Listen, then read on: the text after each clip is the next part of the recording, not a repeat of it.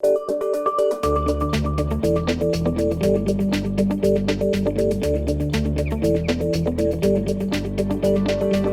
is David Klein, CEO of CommonBond. And as I mentioned, I met David first about 3 years ago. It was at a group event. It was an evening event where they bring together a group of folks who are meant to stay anonymous, or at least at the beginning. You don't say what you do or who you are. And a company brings a problem. And David came and was talking about our problem or a challenge they were facing or an area they were thinking about. And he happened to be thinking about consumer engagement. And so we had a group of people talking about the consumer engagement and how they were going out and seeking customers.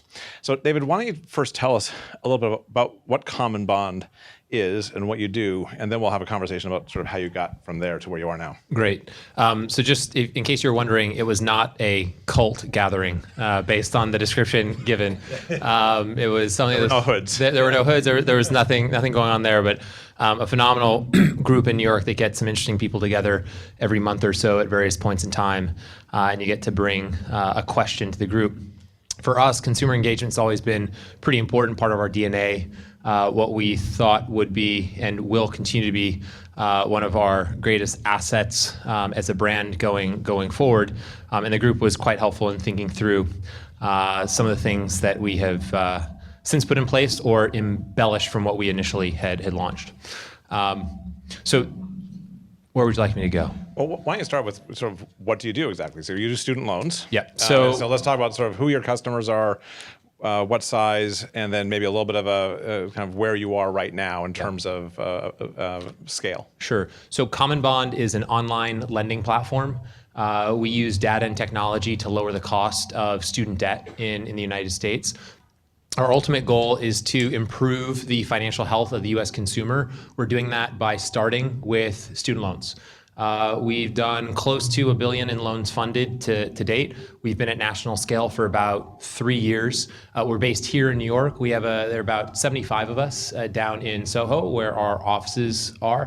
One of our claims to fame is that from a credit performance perspective, we don't yet have a default in our portfolio. And in fact, we've only experienced one 30-plus day delinquency. And so what that allows us to do is tap the capital. I wasn't a customer of yours. When I was first graduated from college. I hope your credit's good right now. Yeah, it's good now.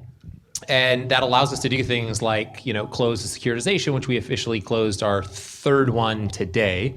For those of you who are interested in or know of securitizations much at all, the quick hits there was about $200 million of total collateral, senior bonds, a mezzanine tranche at BBB, and then an equity piece. Our seniors were rated single A1 by Moody's and double A by DBRS. The pricing was quite strong.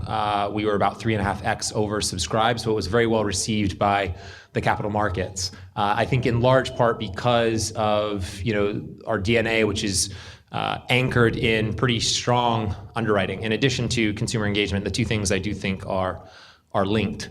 From a revenue perspective, we don't talk about it much, but we're growing at about 2 to 4x revenue per year. On volume, we're going at about 2 to 4x as well. I wouldn't be surprised if we did $1 billion in loans funded next year alone on an annual basis. So that's just quick hits on us. So it's interesting. You said a couple of things there, and one of the things about fintech in general, and we'll talk about this more with the panel, is that obviously there's a wide range of things that are included within fintech. And in what you just said, you've got a consumer piece, and so you've got a consumer-facing platform that has to be easy to use, and you've got to then marry that with really good credit algorithms. And then at the back end, you've got this whole capital markets arm that has to actually be able to go out and help you raise capital to fund all these loans. I don't know if people know how this works, but I think in general, let me see if I can summarize it briefly, and you can tell me how wrong I am. But basically, when they're with the securitization process, companies when they first start off in this space have to actually use equity to make loans because they don't have a credit history yet with the banks. And then they move to a credit facility or a warehouse facility where they can gather a bunch of loans together. And eventually, if you've got enough loans, enough history, then you can securitize. Each step is less expensive, and so you move your way down. But it's very complicated. It's actually, banks have been doing this for centuries, and at some level, but they have deposits. So you don't have deposits, Right. and you have to replace that with other kinds of capital. So as you look at this, what does that mean? What does that mean in terms of how you build your team? Because wildly divergent. A lot of people, if they got a consumer web company, fine, you got some UX people, and everybody talks about the data analytics being important at some point, but your data analytics are important from day one. It's not, we have data that someday we will analyze and it will be really valuable. So how do you build a team like that and keep them all moving in the right direction? Yeah, so there's a lot there. One is, how do you build a lending company from scratch, which is not an easy thing to do. As Chris alluded to, in order to lend money, you either need to raise a whole bunch of equity to then lend out to the borrowers that you then receive very quickly thereafter, which can be very, very expensive, very, very dilutive. Or you can take on a little bit of equity capital and then leverage a lot of that equity capital to secure a lot of debt at a 80, 70% advance rate. But that too can not only be expensive, but actually difficult, because no bank will want to give you, as a company just starting out, $50 million, $100 million, $200 million. And so what we ended up doing is we found a group, and the cost of capital is going to be more expensive in the beginning than any other point in time, a credit fund based here in New York that effectively gave us a $100 million line of credit to lend out at a 100% advance rate. And so we did not need a whole bunch of equity capital to launch. We ended up raising a Series A that was about $3 million total size. And then we launched nationally with that line. We needed to be able to grow with a certain pace and in a certain way to be in a position to raise more equity capital to actually then subordinate a warehouse line from a larger bank, who at that point in our evolution would in fact offer us debt financing at a particular haircut. And so, it's just basically putting one step in front of the other on the lending and capital front. To your question, which is, how do you build the team? Capital markets is obviously a very important part of our team. If we don't have capital to lend out, that is in fact our product. So if we were a consumer, retailer that sold apparel would be the product that we need to have inventory of in order to deliver to our consumers who demanded it. In our case, we don't have apparel in the back room. We have capital in a warehouse that's housed at a bank, and we go get that capital whenever the customers demand that capital from us, and we charge a price for that good, and that price is in fact interest on the loan. And so finance can get pretty complicated, but if you, I guess, think about it in more simple terms, it's a product just like anything else. You need to think about inventory. You need to think about that cost of capital or cost of inventory. You need to think about matching consumer demand with that supply. And so we have a team that's focused on just that. We have a team focused on the credit to ensure that our assets perform very well, so that investors will want to continue to provide us lending capital over time. We have an operations team that's really focused on the consumer. Everything from our care professionals to our underwriters to our quality and assurance team. We have a nicely sized marketing and business development team to think about customer acquisition. And then we have a compliance team, which, even though we're only 75 people, about 5% of our entire company is already compliance, and our first employee was a lawyer. So this is something you have to be considerate of. This is why lawyers like fintech companies. He's not alone in that. It's interesting though, because in your case, software obviously high margin. It takes a lot of time to develop it, but then it's relatively cost free to deploy it. Inventory, there's a certain amount for physical goods. With you, the cost benefit of getting bigger is really significant, right? So that one of the things I've noticed, especially in the marketplace lending and in the alternative lending space, is that the ability to get to scale is hugely important. And so you've clearly managed to do that. If you're already at $1 billion and on run rate to do $1 billion in the next year, to do that you need customers. how are you going after customers? We were talking about the first time, so let's talk a little bit about who the competition is, and then we'll talk about how you're going after your customers. So, the ones I know of, obviously there's the classic, any banks, all the people who have student loans, and those of us who, years ago, like Pennsylvania Higher Education Authority or whatever, the federal government does them, and now there's SoFi, there's Earnest, and there's you in terms of people who are really focused on student loans that I know of or that I think of in that space. SoFi has been doing a lot more advertising, so they had Super Bowl ads and everything else. And you guys have been a little bit lower key so far.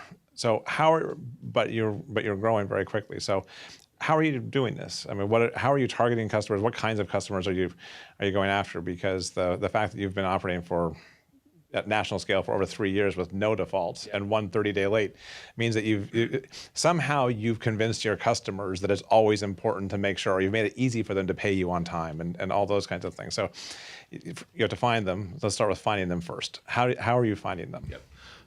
Yep. There's a lot in there. I know. It's because so I'll try to break down each question. Okay. So how do we find our customers? And it's all going to be connected by the way. So we think about, well, let me answer the question by starting this way and saying that, we operate in a competitive environment, and some of you have startups currently, or you're thinking about startups and you're currently operating in a competitive environment, or you will be operating in a competitive environment. That is part and part, that's just the nature of the beast. And so the question is, where are you different with key constituencies in your business? And so when we think about our business, we have 3 key constituencies. 1, the consumer; 2, the lending capital provider; and 3, the shareholder, the equity capital provider. From a consumer's perspective in our space, there are 4 things that ultimately matter. 1, the product; 2, the price of that product; 3, the technology that you build insofar as you simplify and speed up the experience for the consumer; and 4, customer service. Actually, I would add a 5th, in our case, a social mission, which is something not a lot of people know about, but we've had from day one. And the way it works is that for every degree fully funded on our platform, we fund the education of a student in need. And we've partnered up with Pencils of Promise, which is an education nonprofit based here in New York, to do that. In fact, I just last night got back from Ghana, where I spent a week in the field at some of the schools that we help support with some of the students that we help fund, seeing our social promise in action. And we went out to our entire borrower community, and we asked who wants to go to Ghana with us. And we asked them a question: why would you want to go to Ghana with CommonBond and POP? And so we brought 5 borrowers with us. We brought 2 employees, and it was a phenomenal experience to see what our social mission is doing in terms of delivering social value. This is something that we've noticed connects quite well with our target market, which are millennials. Millennials want to do business with companies whose values they share. And so we have one of the highest word of mouth metrics in the industry. In fact, I think it's the highest at about 50%. That is to say, once people get to know CommonBond, go through the process of getting a loan, realizing they can save $15,000 on a product price dimension. The technology makes it very easy and fast to get a loan, and our customer service is second to none. Wrap that all on a social promise that says, wait, I can save money, it's really easy, customer service will treat me well, and I can, my loan is worth funding the education of somebody in need, sign me up. And so I think that's really helped turn a lot of our borrowers into advocates, which has driven our word of mouth metric up. And as any of you in business know, word of mouth is the best marketing you can do because it converts the best and it's the cheapest. And so that's part of what differentiates us, I think, from some of the other players. It also, though, leads to and we'll get back to this one, but you sort of hinted at the beginning that you want to make people's financial health better. At some point, people get through their student loans. And although it takes a long time for a lot of us, I eventually did. I'm now over 50, and I've been a partner at a law firm for a number of years, so thankfully I was able to deal with that. But it takes a long time. And but at some point, you got to go on to the next, to the next product and figure out things. So we'll put a pin in that and come back. I think that idea of building a social mission, we're seeing a lot of people with impact investing of all kinds, and I never think of you as an impact investing candidate, but in fact you are. So at some level, that ability to marry a mission with a really, really competitive product is really powerful. I think there's a lot of people who are looking at that space and who are starting to figure out that this is a powerful marketing. Yeah, and I frankly don't think we're a great candidate for an impact investor. That being said, it just so happens Why that not? we talk to impact investors early. We're not impacty enough. We're very much a for-profit company, so let me be clear, we are very much a for-profit company. We just happen to have a one-for-one social mission that takes advantage of the fact that we're a for-profit company. In other words, it was very important to me in the very beginning to deliver social value through business. And I was very much inspired by the one-for-one models of Warby Parker and Tom Shoes, which I think are brilliant models because the better you do as a for-profit company, the more social good you deliver. And so those two things around self-interest and altruism were completely tied. And that made a lot of sense to me. But what we learned is that doing the right thing also happens to be or can be quite good for business. Not just does it drive awareness among a consumer set and ultimate advocacy, which keeps your cost of acquisition low, but it's great, frankly, for recruiting. If I think about 75% of our people, they either came to us or accepted the job because of our social mission. Right. And I think it's one of the reasons why we have an 85% acceptance rate for all offers that we put out there. So it's something that's meaningful. It's something that not a lot of people know about. It's one of the things that differentiates us, not just on it's a social impact company, but in very real ways around word of mouth and cost of customer acquisition. How much can you differentiate on product? So I imagine on the platform, that user experience and everything else, you can differentiate there. But at some level, they're student loans, right? There's a certain characteristic to those loans. What do you do to differentiate yourself there? So there are two answers to that. One is it's a relatively commoditized product, which you just kind of have to recognize. It just so happens in our space, 99.99% of the market is made up by the federal government or private banks.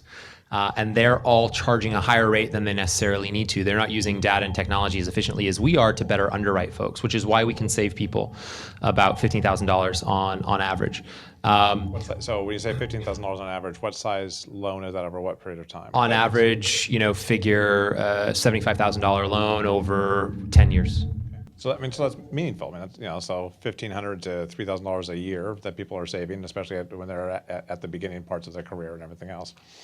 I imagine that the social mission, we're talking about our initial meeting and consumer engagement, that a piece of this also probably means that you end up not just lowering the cost of acquisition, but increasing the perceived social cost for people of defaulting, right, at some level, because you don't get to that kind of default rate just through good underwriting. Yeah. There's a lot of banks out there who have. That's good, right. So what is it? So how is it that is it the customer service? I mean, how is your job on the people to actually pay you first? Yep. So one is our upfront underwriting is very strong and it works quite well. But two, and this is what a lot of people I think don't have an appreciation for, even folks who are operators in the space, is what ongoing risk management looks like, and it's actually very much tied to consumer engagement. Many studies that show the more connected a borrower is to their lender, the more likely they are to pay back. And so we do a lot of things to wrap our arms around our customers. We go around the country throughout the year. Every year, we're going to campuses, and while we make those trips, we're putting on dinners for our borrowers. And there are about 25 to 30 borrowers that show up to these things at a time. At the same time, we get to email every single one of our borrowers in each of the big cities that we go to. And so even if, as a borrower, you didn't come to the dinner, you still feel part of the CommonBond community. It kind of reminds me of my days at American Express, where if you ask somebody who had an American Express card why they liked American Express, 80% of the people would say, I like the car rental insurance that comes along with it, or the air flight insurance, the return protection, or the extended warranty. Yet, if you look at the usage statistics, only like 2 to 3% of all American Express holders actually used that product. Yet, it was the top reason why 80% had the Amex card. And so for us, I think a little bit of that goes on, that when folks see that we're going to their cities, we're inviting them to dinner and giving them an opportunity to connect with each other on kind of personal and professional basis, that's meaningful. What we also do is we provide, for lack of a better phrase, a care package to each of our borrowers. So when you become a borrower, we send out a little survey and we ask you a few questions. What are you interested in? What's your guilty pleasure? And we provide, based on their responses, special and unique gifts to each of our borrowers, alongside the CommonBond t-shirt, the CommonBond bottle, the pens, and some information on our social promise. And that's something that surprises and delights a lot of people. I was at the airport a few weeks ago, and I got my computer out and put it on the security conveyor belt, and it has a CommonBond decal on it. And the guy behind me said, "Oh, are you from CommonBond?" I said, "Yeah, I am from CommonBond. I'm a borrower." He's like, "You guys are awesome." And the first thing he said before I even asked him too many questions was, "You gave me this great package at the beginning, and I still remember what you got me, and that T-shirt's the softest thing I've ever owned." And so, this kind of send stays good quality with them. stuff. If you send stuff, make sure you send good quality stuff. It stays with them. Yeah. Let me ask maybe a tougher question. Like, what is the thing that worries you most now? On deck capital obviously went public, a marketplace lender to SMBs here. Lending Club went public. They're both having a really tough time. Prosper just got out of their marketplace lending space. And so the overall market of alternative lenders is having a perceived problem. Now, obviously, you were able to securitize, but as you think about the next 2 years, what's the biggest challenge you think that you face, and what are you spending most of your time focused on right now? So one is just education that not all marketplace lenders are created equal. So On Deck is in small business, Lending Club is in unsecured consumer credit, we're in student loans. Very, very, very different asset classes, number one. Number two, if you look at what part of the credit spectrum everybody plays in, it's all very, very different. Our average, consumer is about 33 years old. They're making six figures. Their FICO is about 760, 770, and payback. That's not the same that can be said for a lot of these other platforms in other asset classes. So that's number one. Number two is this year we announced an equity round that we raised. It was probably the worst time in the history of in the history of online lending to raise equity capital. We started the process at the beginning of the year, and things looked fine. And then you saw reports come out by Prosper and to some extent Lending Club that credit was deteriorating on their platforms. On Deck missed Wall Street estimates. Things did not look good. And then the Lending Club news happened where there was apparent fraud, and the CEO, who was the godfather of the entire industry, was ousted. That was from January to May. Right. Yeah. It's been a tough time. It's been a tough time, year. right? Yeah. But we ended up closing on a deal that was an up round in July. And I think the reason and it wasn't because we weren't getting questions by investors similarly that said, "Hey, I'm hearing these reports about On Deck, I'm hearing these reports about Prosper, and holy hell, what do you think about this Lending Club stuff?" It just was an opportunity for us to say why we were different across asset class and credit spectrum, culture, compliance, DNA, the whole nine. Customer cost of acquisition, et cetera. And so, your question, I think, is twofold. One, response around what's happening in online lending in the past year, and two, what keeps me up at night. So on the second question, it's less what's going on in online lending, because I think the data and the facts will play out over time, and people will realize not all lenders are created equal. What I worry about, frankly, is the same thing now that I worried about a year ago, that I worried about 2 years ago, and probably worry about for the next X number of years, and that is just where there is potentially systemic risk in our business. And I think about it in buckets. There is operational risk to our business. We're in finance. Everything we do has to be damn near perfect. And we're regulated by the regulators, for which we have to be perfectly compliant. And so we need to think about what do we have in place operationally, process-wise, to ensure that loans coming off of our assembly line, so to speak, are perfect. So that's operational risk. Credit risk is something that I think about. We're performing really well right now, well ahead of curve, and it's become a nice calling card for us in the capital markets. But what happens in a downturn? Now, we've done back testing to show that in a normal economy, we'll probably continue to chug along at close to a 0% default rate. And in a stress test case, and we used 07 to 09 as a stress test, our losses will be as high as 2.2%, but only 2.2%, right? So we feel good about that, but still need to monitor capital, liquidity, massive part of one of your earlier questions. A big problem with Lending Club, right? That they basically didn't have lenders on their platform for their loans, and so. Yep. And so good thing they raised $1 billion in the securitization in their IPO, because they fell back on that when they were having some problems. And so liquidity, both on lending capital and equity capital side, is something that we have to think a lot about we need to have enough, not just to keep the lights on the working capital side, but to meet demand on the lending capital side. There's political risk, there's regulatory risk. If we had more time, although this is the audience, I guess it'll offer them to talk about that in more time. But I could go into why we believe that political and regulatory risk is actually much more muted than the headlines might make you think. I think there's good fundamental reason for that. Especially, if you're doing a good job of underwriting for credit quality and you've got people with high credit scores already, you're not in that sort of danger zone of. Yeah, so our rates aren't usurious. We're very transparent with our customers. We're giving them a better shake by saving them money. That's generally what the regulators, in our case, the CFPB, wants to see. And we actually have a pretty good relationship with the CFPB. There is some political risk, right? So I bet half the people in this room think that one of Hillary's proposals is to make college free in America, right? But that's actually not her proposal, right? But that's the political line that Bernie introduced to the platform to get an endorsement going. The truth of the matter is what the proposal is. So I guess we're talking about this in more detail. The proposal is education is free if A, you go to a state school, B, you are a resident in that state of the state school, and C, you come from a household that makes less than $85,000 a year starting in 2017, and that graduates to about $125,000 thereafter. And not many people know about this, but there has to be some sort of match funding at the state level, okay? And it has to pass Congress. So even if it passed Congress, right, which wouldn't necessarily be a bad thing. I mean, frankly, I think socially it's pretty cool. If it passed Congress, and if the state's funded, you're dealing with a subsegment of student loans. Student loans is $1.3 trillion in the United States.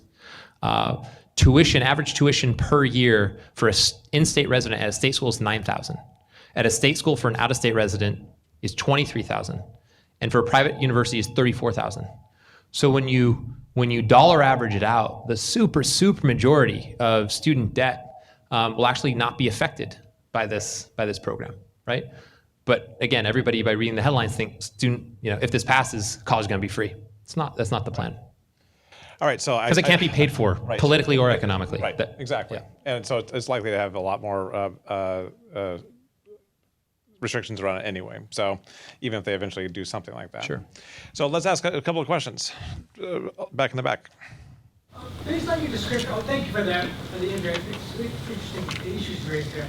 So based on the way you described the audience outreach and the engagement, from a borrower perspective, it seems like while nominally you're a loan company, you're actually building a community of these folks. And so, and I don't know if the host is kind of heading this way with one of his earlier questions, but as your borrowers age out of the student loans and they presumably become even more creditworthy than they were before, is this thought to then sell them the next thing? Credit cards, mortgages, car loans? Yeah, we think student loans is a good and big business on its own, but we also think about in 3, 5, 7 year increments, the ability to offer other financial products and services over our customers' lifetime. Why? Because our customers do have financial needs that evolve, 1. 2, we feel like we're very well positioned to offer them financial products and services based on the community that we're building and the brand that we're building among our folks.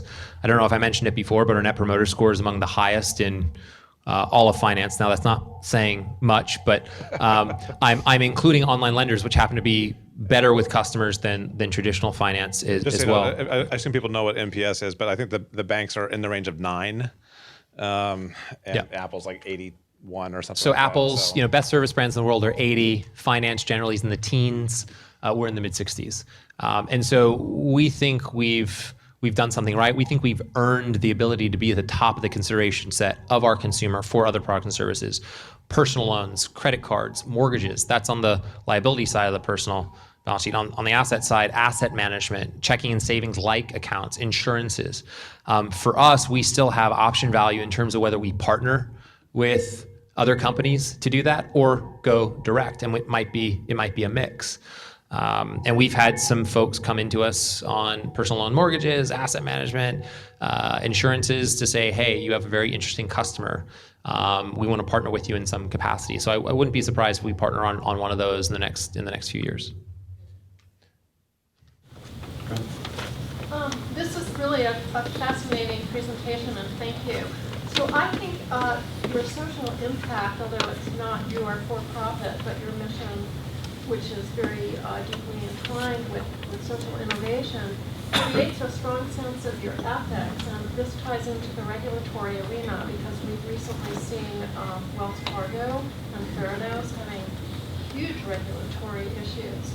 So for your compliance officer, you mentioned that they were one of your first hires. Do they report to you or to the CEO? Because presumably at Theranos, they did have a regulatory or compliance officer. Yeah. And presumably at Wells Fargo, they did. So two things. One, so compliance reports directly into me and has a dotted line into the board as part of our compliance management system, which is considered to be best practice in the space. But beyond just compliance and going through the motions, there is this notion of culture, which I think is actually more important than the process, because anyone can have a best practice process, but at the end of the day, it's employed by people inside the company, and people inside the company are governed by, influenced by the culture of the institution or the organization. And so we think a lot about culture, not just in terms of compliance, but in general. Doing the right thing is a big deal for us. We do the right thing kind of in a macro sense. We have a social mission. If you look at our values, doing the right thing is a big part of that.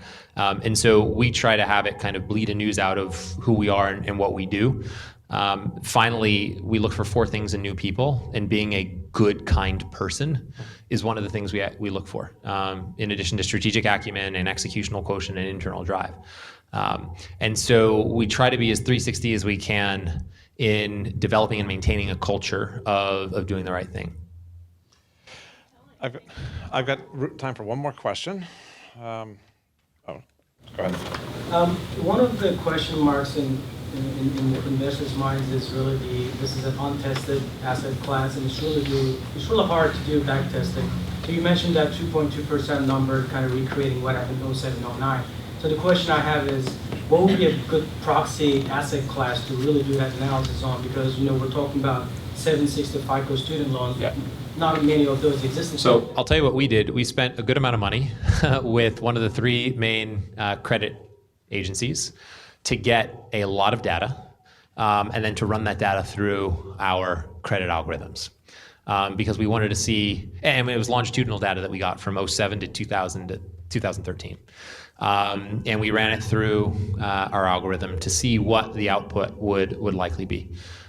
So that's how we did it. We didn't, it was pretty direct as opposed to looking at a proxy. Yeah. All right, so thank you very much. Really appreciate it, David. I feel like we keep talking for another hour, but we've got a whole panel to go through now, so I appreciate you taking the time. Absolutely. Thank you, guys.